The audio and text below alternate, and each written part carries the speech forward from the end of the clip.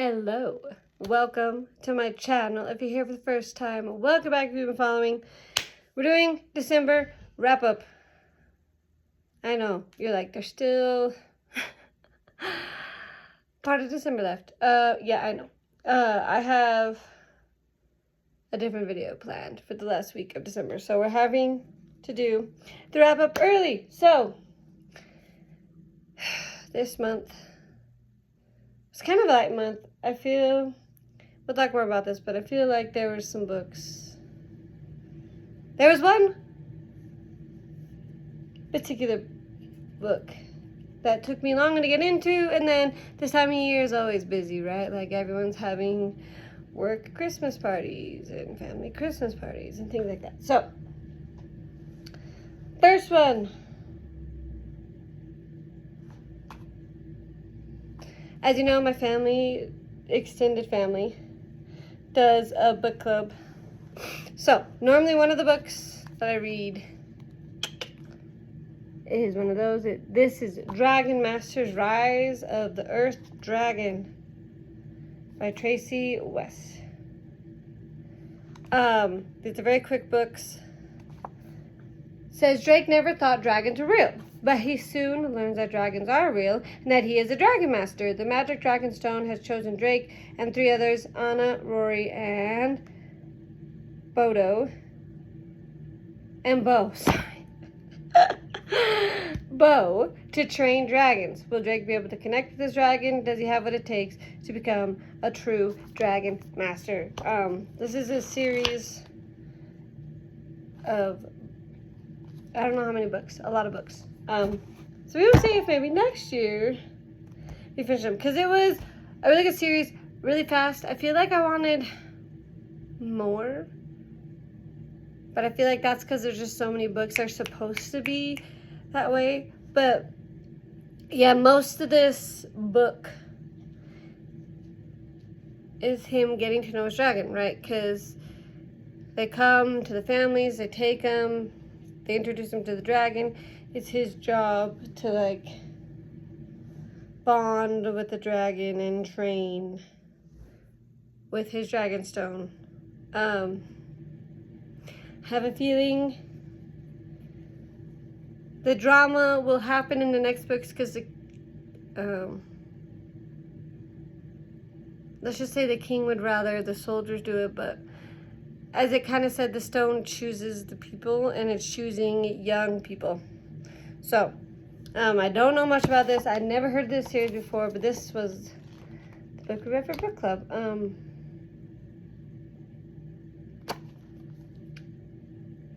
What would I give this? Maybe 4.5 out of 5, because it was really fast and I wanted more. But like I said, as you can see, there's more. Great for young kids. I think they would love it. I love dragons. I love books about dragons. I don't know why. I liked Aragon. Ian gave me a series, so next year might be also reading series. I think it's like Songs of Chaos or something. Anyway, so I like dragons. I don't know why. I feel like dragons should be real.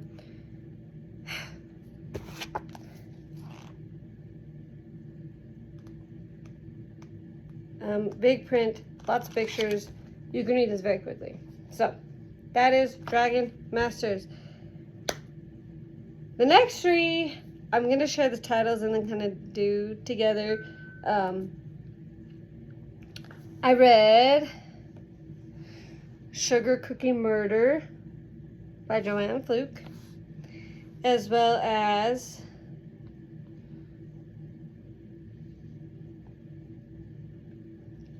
Christmas Caramel Murder by Joanne Fluke, and Plum Pudding Murder by Joanne Fluke. So this video is titled A Week of Murder at Christmas, so go watch it. I got into this because during March was mysteries, I actually started with the second book in the series, Strawberry Shortcake Murder. This is a Hannah Swenson mystery. They're all like less than 250 pages, so pretty quickly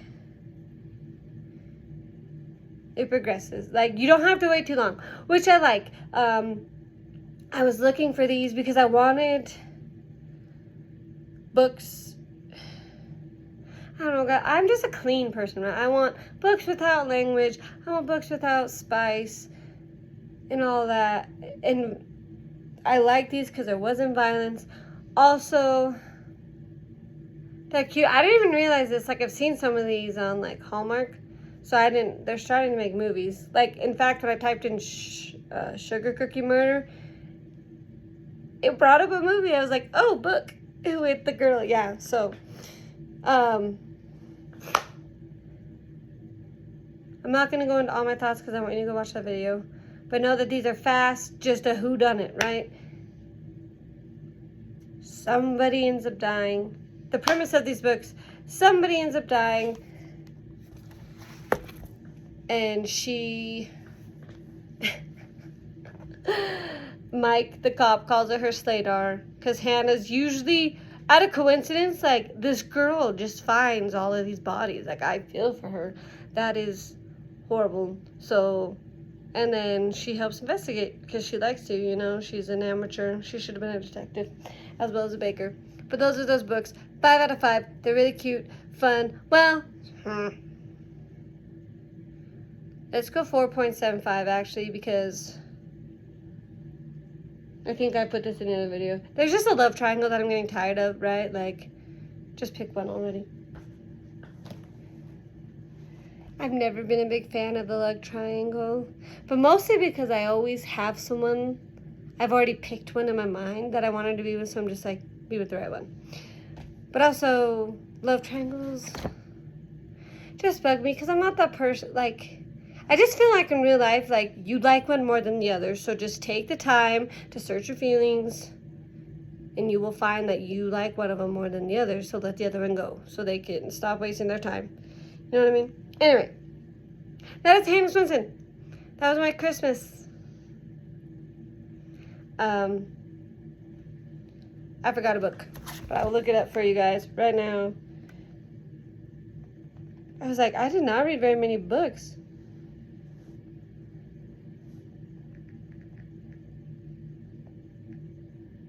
It would probably have been faster just to run and grab it.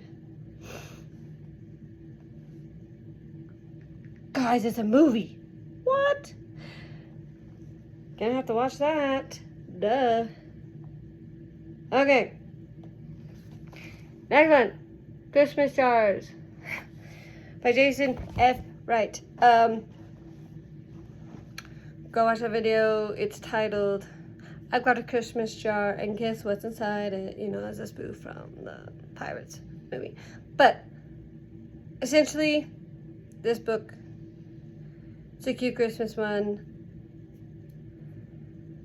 This girl has something horrible happen, and in the midst of it, of like cleaning up after the terrible thing happened, you know how you have to get life together after terrible things happen, she finds a jar on the doorstep. It's a Christmas jar. It normally has money. And then she's a writer, so she starts researching this and figures out there's several people that have just found random jars. So, that is Christmas Jars. Go watch it. I had fun making that video. I'm so excited for next year because I'm hoping to do something with that on this channel next year as well as like a follow-up. We'll see. I have a lot of plans for next year. We'll see. Still trying to figure out the funds for a camera so that I can maybe, you know, do some editing. But that's not cheap if you want like a camera and a microphone. But I don't know how to way to do it. So, know that we're currently saving up for that. Oh, but yes, sorry, I actually physically have this book. This was given to me so in my church, every other week we meet as just sisters right at church. Like, we'll have our congregation where we all meet, and then every other week, the boys, the men and female, the males and females separate. And then the other week we're together. But my calling or responsibility is to take care of the sisters in our congregation, which is like a ward, which is a geographical area. So anyway, I was given this book at one of those like thank you dinners. So it was really good. I'd never heard of this book. Apparently, again, I had to type in book because apparently this is a movie. Might have to check that out. Why it's still December. But 5 out of 5. Cute. This is gonna wanna, I don't know. It's just a book that like there's so much bad in the world, but this is a book that reminds you that there's also a lot of good in the world too. So very excited for that. Okay. The next 3, I'm not gonna go too much into depth because this is gonna be one of next year's videos. So as you know, I'm a preschool teacher, and as part of the contract, you can get, basically, if you're willing, if you spend 32 hours outside of your contract hours doing things, then you get extra money. So it can be anything like listening to podcasts, just any ways to improve. So the next 3 are kind of what they're teaching. But like I said, more info. I will give basics about this book because I did read them, but there will be a more in-depth video. This is Culture is Built to Last. Systematic PLCs at Work. So basically, this book is talking about PLCs. As a teacher, every week, until you hit middle school, no. I think it is middle school. After 6th grade, before 6th grade and earlier, you meet as a grade team. But after that, you meet as like your subject team. Like all the math teachers meet together, all the science teachers. Anyway, so it's just called a, oh my gosh, public learning community, something like that. Guys, oh my goodness, I can't remember what a PLC stands for.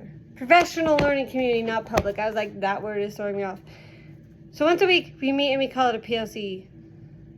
So I'm a preschool teacher, so we call it a 3-year-old team. So there's 3 of us that teach the 3 turning 4-year-olds. So we meet together. Anyway, this book is basically how to make that effective. I'll go into more in depth about that. Then I read The Essential 55, an award-winning educator's rules for discovering the success in every child, by Ron Clark. I met him in person. There is a big show for teachers conference every year, like up north in Utah. And he was one of the speakers. He talked about this book. But basically, yeah, it's his 55 rules that he goes through with each of his kids and his expectations. 55 rules that he has for his classroom. I'm very excited. I do have plans to do more with this next year on my channel. Again, let me see. I have lots of plans. We will see. Again, I'm not gonna give it a rating, not gonna go too much more, so look for that video in the new year. Last one is Teacher's Guide to Resiliency Through the Arts, Strategies for Self-Reliance Through Creativity and Personal Expression in the Classroom and Life. Basically, this book is talking about kids need art, whether it's, we're talking like dancing, or like working with clay, paint, like actual art, but also like dancing, singing, just bringing art into the classroom, bringing mindfulness in, maybe doing some yoga, things like that, and just the importance of that for children, especially if they are dealing with trauma. And let me tell you, as a teacher, even though I'm only a preschool teacher, I can't believe some of the trauma that the kids have been through at already 3 years old. So, more to come, more details to come. But guys, those are my 8 books that I read.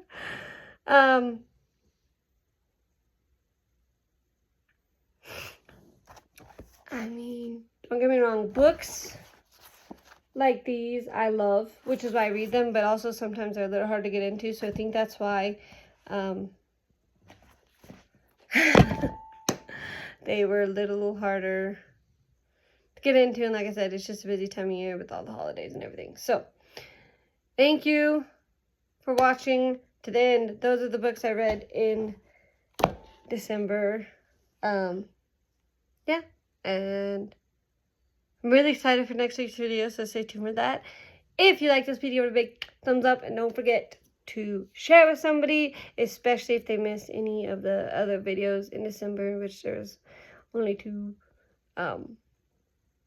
so that they don't miss a video. And go back and watch A Week of Murder at Christmas and Christmas Jars. If you haven't, go watch them.